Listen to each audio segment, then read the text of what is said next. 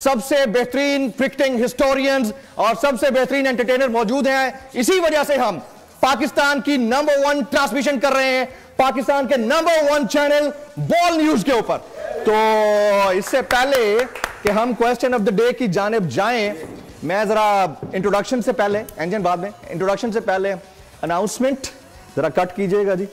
ये वाली जो काली पट्टी हमने बांधी हुई है, ये बड़ी कोई हमें खुशी नहीं है कि हम ये रोजाना बांध लेते हैं अपने बाजू के ऊपर। ये सिंबॉलिक भी नहीं है, इट इज रियल। और पट्टी ये इसलिए हमने बांधी है क्योंकि इस चैनल के को चेयरमैन यानी शुएब शेख साहब को पिछले 5 दिन से पाबंदे सलासल रखा हुआ है। उनके ऊपर जो भी प्रेशर है, उनको जिस अंदाज से मोल्ड करने की कोशिश की जा रही है, वो डटे हुए अपनी बात के ऊपर। Hats off to Shoaib Shaikh साहब, hats off to the co chairman of this company जो अपने तमाम एम्प्लॉइज के साथ खड़े हुए हैं। इसके बावजूद उनके ऊपर प्रेशर है कि कुछ एंकर्स को निकाला जाए।